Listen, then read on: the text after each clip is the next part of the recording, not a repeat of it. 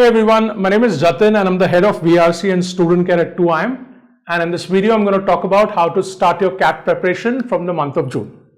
Now, I'll get the topmost question out of the way first, which is probably going on in your head right now if you're watching this video. Can you start your preparation in June and do justice to CAT? Can you score a 99 percentile if you're starting from June? The answer to that is yes. Absolutely yes. Okay, and I'm not just saying this for the heck of motivating you. This is based on data. Right? Every year we see students, many students who start their preparation in June and go on to do wonders in CAT. In fact, most of the students start their preparation at this time, okay? And of course, prepare really aggressively and they go on to scoring very high percentiles and then getting into B schools of their choice. So it's absolutely possible to start your preparation now and then do really well in CAT. But the caveat here is you need to start now, okay? And now means now. There's no buffer time at all. Of course, it's better to start early, right? And that applies to any entrance exam. For any entrance exam, the earlier you start, the better it is. So it would have been great had you started in January or maybe last year. And then in that case, you would have had buffer time. A student starting in January can take their own sweet time to build their basics, build momentum with practice, and then start mocks. But in your case, if you're starting from June, you have no buffer time. So you'll have to start now and then build up momentum as soon as possible. But it's definitely possible to crack CAT. Okay, so remove that worry out of your head. As long as you're ready to work hard, you can crack it. All right. Okay, now I'm going to divide this video into two parts. One, I'll give you a broad schedule, month-wise, maybe not month-wise, but I'll divide months into chunks and I'll give you a broad sort of outline of a schedule. And then I'll talk about strategies for each section in the second part. Okay, so let's start with the first part. Let's start with the broad schedule. What I'll do is I'll take June as 1 month and then July, August as the next chunk, September, October as the third chunk, and then November separately. Okay, so what should you do in June since you're starting now? What you need to remember is that CAT is an exam where you can only excel if you've mastered the basics, if you've mastered the first principles. Conceptual clarity is very important, paramount for CAT. Okay, don't fall for people outside who might say that, oh, I'll give you hacks to crack CAT or I'll give you shortcuts to crack CAT. That's all BS, to be very honest. Pardon my French, but it's absolute BS. There are no hacks, there are no shortcuts to crack CAT. Had there been a hack or a shortcut, this wouldn't have been one of the most challenging exams in the world. Okay, somebody would have figured it out. So there are smart strategies, there are really good strategies that you can adopt to excel in CAT. But for every strategy, you will have to work hard. There's no shortcut. Okay, so the first and foremost thing, the cornerstone of CAT preparation is mastering basics, and your month of June, since you're starting now, should be dedicated to that. Most of your time in June should go into learning concepts across the three sections. Make sure you master them really well. You should know these concepts like the back of your hand.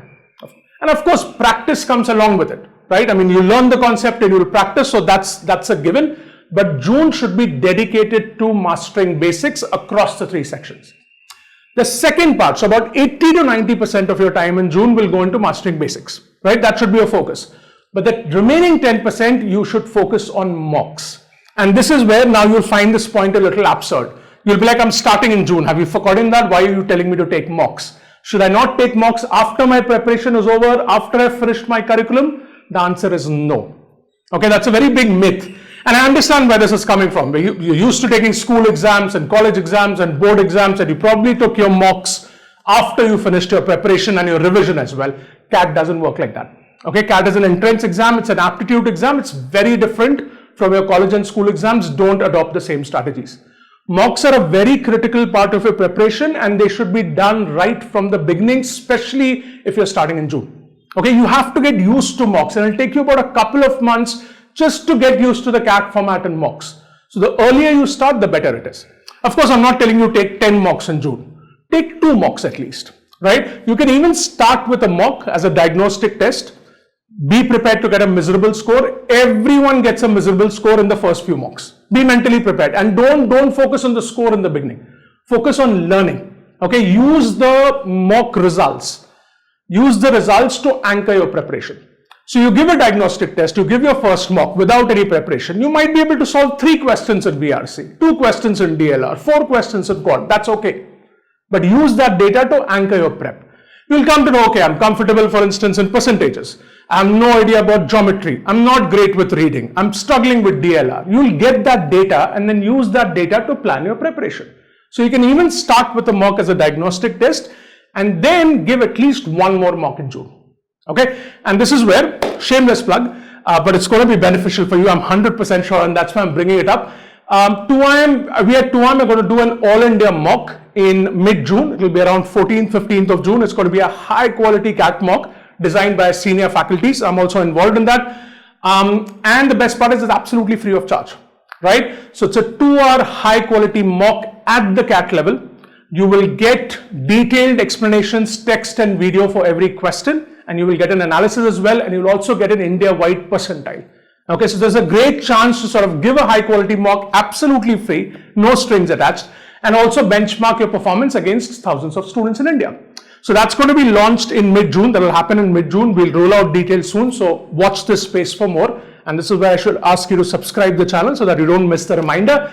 We'll roll it out, definitely register for it and at least give that mock. So I would say at least 2 mocks in June and make sure to analyze them. Okay, I'll talk more about the analysis, but for mocks, it's very important to analyze. Okay, so June is going to be all about basics, plus 10% of your time will go in mocks. I'm saying at least do 2 mocks. All right, now let's come down to the second phase of your preparation, which is July and August. I'm clustering these 2 months in the second chunk. Now, this is where your journey of basics will continue. Okay, that should be a focus for CAT prep, as I've told you. So keep on mastering the basics, keep on mastering the first principles, getting conceptual clarity across the 3 sections in July and August as well. Okay, don't take your eye off basics. And in July, August, do tons of practice.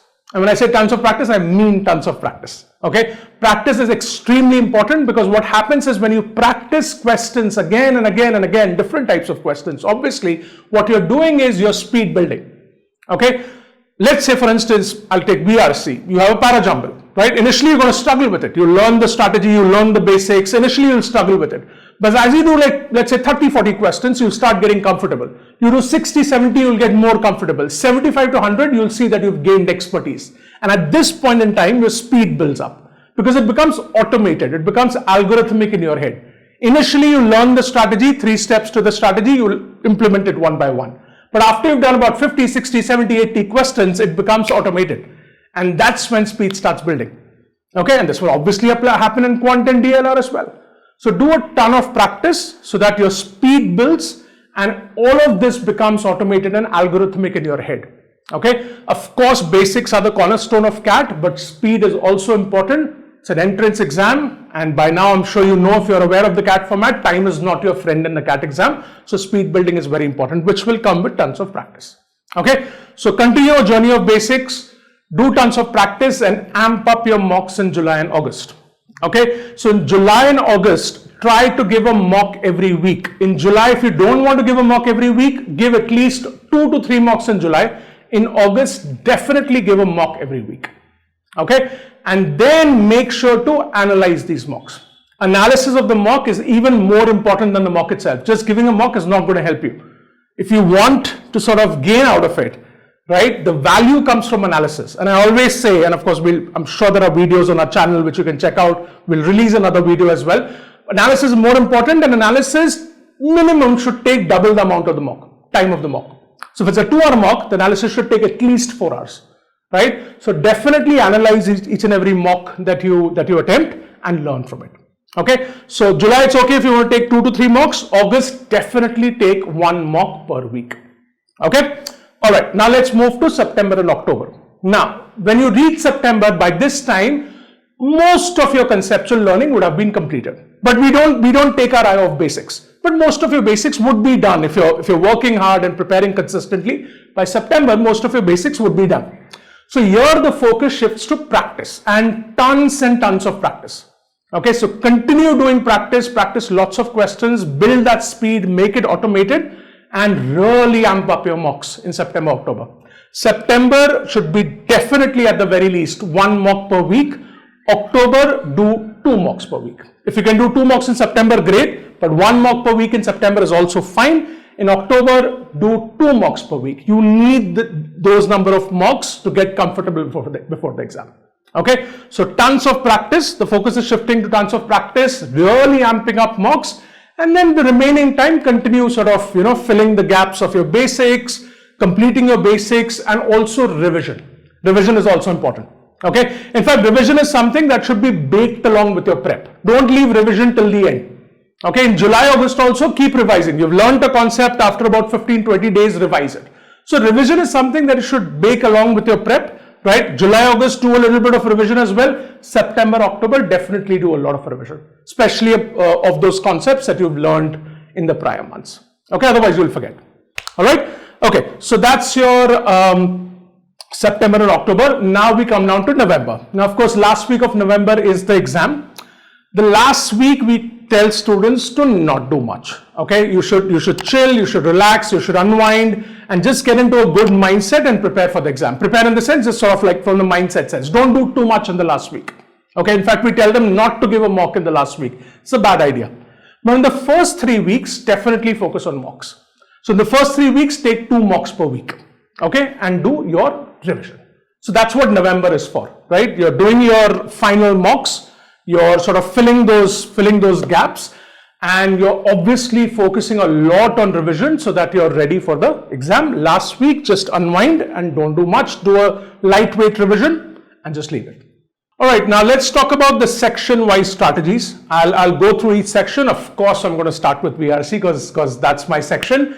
In VARC, when you're starting, right, when you're starting your prep, there are 2 things that you should be focusing on, and this is for your entire prep. Right, so divide VARC prep into 2 parts. One is leisure reading, which is recreational reading. Reading to sort of to enjoy the article, right? Reading to build a reading habit, right? Reading to fall in love with reading. And leisure reading can be anything. Leisure reading can be your articles, can be your newspapers, Bharat's reading list. I'll talk about it. Non-fiction, a little bit of fiction as well. So leisure reading is very laid back reading, but that's an important component of VARC prep. And second is what I call exam reading, which is basically solving questions. So anytime you're solving a VARC question, that's exam reading. Both are very important. Okay. So for leisure reading, you should come to a stage, right, as soon as possible where you're leisure reading for 1 hour a day comfortably. I know it might seem a lot right now. If you don't have a reading habit, you don't have to start with 1 hour. You can start with 15 minutes a day. 15 minutes is something that anyone can manage, right? That you cannot give me an excuse for not being able to read 15 minutes, and that to leisure reading. Start with 15 minutes a day. In about a couple of weeks, go up to 20 minutes, then 30, 45, and then come to 1 hour a day. But leisure reading is going to really help you build a reading habit, okay? And that will really help you in VARC, because VARC is all about, it's testing your reading skills, right? And the only way to build reading skills is to start reading. So leisure reading is very important. Don't neglect it. Read diverse material, okay, because CAT RCs can come from any genre, right? You can have philosophy, you can have science, you can have history, you can have culture, people, anything, psychology, can be anything, abstract, concrete. So it's very important to read diverse material so that you get used to different genres, different writing styles, different authors, different sources, right? And start slow, start with 15 minutes a day. If you don't have a reading habit, start with something that you're comfortable, but keep pushing yourself out of the comfort zone. That's very important. So Aeon is a great site, right? And sometimes a lot of CAT RCs are picked up from Aeon, but Aeon is very complex, right? We have to come to a stage before CAT where you're reasonably comfortable with Aeon. But if you don't have a reading habit, don't start with Aeon. Start with something that you're comfortable, right? It can be a newspaper, it can be a simple article, but slowly keep pushing yourself out of the comfort zone, so that eventually, right, you come to a point where you're reading comfortably for 1 hour a day, and you're also reasonably comfortable with material like Aeon. Okay, so it's very important, leisure reading, don't neglect it. And also remember, the longer articles you read, the better it is for your reading muscle. Okay, I often get this question, and this is a great time to talk about Bharat's reading list. So Bharat's reading list is a great resource that 2IIM provides, where we share high quality articles with you every day of the week. So 5 articles in a week, and these articles are at CAT level. So often we get this question, why are Bharat's reading list articles so long? Why are they 2000 words? Why are they 2500 words when CAT passages are only 500 words? Your skills and your muscle is going to develop when you read these long articles. Okay, and also remember, one passage might be 500 words, but your total VARC section is about 2500 to 3000 words in 40 minutes. So keep that in mind as well. and longer articles are going to really build your muscle. So power through it. You don't have to start with 2000 words. Start with something small, but eventually read longer articles, read complex articles so that your skills develop. So definitely check out Bharat's reading list. We'll link it in the description or pinned comment if you don't know, if you've been living under a rock. Just kidding. It's a very famous resource for everyone available. We post these articles on social media, so definitely check it out. So don't neglect leisure reading, right? And read longer articles. As far as exam reading is concerned, of course, you'll have to learn reading comprehension and verbal ability strategies, the best in class strategies. So learn them and then start practicing questions. So at this point in time, I would say, at least do 1 RC a day. Okay, I would recommend 2 RCs a day. And in a week, let's say if you have 6 days, let's say if you're taking a break, right? So out of 6 days, I would say if you're doing 4 days, RC on 4 days. So do 2 RCs a day on 4 days. On the remaining 2 to 3 days, you can do 7 to 8 verbal ability questions of different types. Focus both on RCs and verbal ability. Don't make the mistake of neglecting verbal ability because it's a profitable section. Okay, so again, 1 to 2 RCs a day, recommended 2. You can start with 1, go up to 2. Do it for 4 days, RCs. On the remaining 2 to 3 days, do about 7 to 8 verbal ability questions per day. Okay, and also, as part of basics, learn about effective reading strategies. Okay, so I'll link a video down below, one of my videos, where I talk about effective reading strategies. You can check that out. That's really important. It'll teach you the right approach to reading. And also there's a great book by Norman Lewis called How to Read Better and Faster. You can check that book as well. We'll put that link in the description. Okay, so that's on VARC, my favorite section, right? Coming down to DILR, right? DILR can be quite a nightmare, right? But it doesn't have to be like that, right? It's a very interesting section because it's about puzzles and graphs and charts and test your analytical skills. Remember, the objective is to build your analytical skills. Okay, and in DILR you can get a set of any type. And if you see the past papers of CAT, the recent past, you will see that every year there are sets of new types. Right? So there's no finite curriculum in DILR. Your objective should be to solve different kinds of sets, diverse sets, so that you build your analytical skills to a level where you can solve any set that is thrown at you. Because in 24 also, you'll get different kinds of sets that you've never seen before. Okay, so the whole idea is to build your analytical skills so that you can tackle any set. All right, so solve diverse kind of sets. And again, this is all coming from DILR experts. I'm not a DILR expert. I got this advice from them. This is from your senior mentors. Solve diverse sets. That's very important, and power through them. Don't give up on DILR sets. If you have a set and you're solving it, initially it can take you 45 minutes, 1 hour to solve a set. Power through it. Don't look at the solution until you're at least at the 70-80% mark of finishing the set, and only then look at the solution. The struggle that will happen in the beginning, it will frustrate you, okay? Might frustrate you, right? I mean, I'm sure if I do a DILR set, it will definitely frustrate me. But that frustration is good because it builds skills. It builds your analytical muscle. So don't give up, okay? Look at the solution only when you're very close to the solution, or at least 70-80%. Then look at the solution and build on it, okay? So practice a lot of sets, right? At this point in time, you can start with 1 set a day. Ideal would be 2 sets a day, or you could build it up to 2 sets a day, different sets, and don't give up. No matter how long it takes you in the beginning, power through it and finish it. Okay, so that's DILR. When it comes to Quant, again, this is advice from your Quant experts. Of course, arithmetic and algebra is the most important, right? If you look at past papers, arithmetic has always been important. Algebra is also important. So arithmetic plus algebra combination should be a priority. You can start with arithmetic. You can go to algebra, definitely cover arithmetic plus algebra, and then you've got geometry and number theory. You can pick one of them. Okay, of course, you can complete the entire curriculum if you want to and if you can, depending on your skills, but definitely arithmetic algebra combination is very important. Geometry, number theory, you can pick one of them or you can finish the entire curriculum. That will depend on skills. But even if you pick one of them along with the arithmetic algebra combination, you can score a high percentile. Okay, so start with arithmetic, go to algebra, then pick one between geometry and number theory. Of course, there's modern math and other things as well, but those are optional. Okay, and of course, Quant is also about practice. All right, perfect. So those are some sort of broad strategies for each of the 3 sections. I'm just going to end this video with one message that Rajesh always keeps saying, right? See, it's very easy to fall into that trap during your preparation of, oh, how many questions do I need to reach 99 percentile, right? It's a very common thing. Every student does it. Had I been a student, I would have done the same thing, right? How many questions do I need? How much score do I need in quant to reach a 99 percentile? How much overall score do I need to reach a 99 percentile overall? Don't get into all of that, right? You're starting your preparation, focus on your basics and try to focus on learning. That's the best way to crack CAT, right? You focus on the score and the outcome too much, that's not going to get you anywhere. Just focus on learning and learning really well. Right? Find the joy in learning. These concepts can be quite interesting. I mean, VARC, for instance, right? Again, I'm going back to it. You might say, oh, I find reading boring, right? You can change your mindset. If you approach reading in the correct way, you can enjoy reading. You can definitely enjoy DILR, analytical skills. Yes, quant will frustrate you, but you can definitely find the joy in it. And after all, it's learning, right? You're learning new concepts. When you're reading new things, you're acquiring knowledge, you're opening up your mind, you're exposing yourself to new ideas.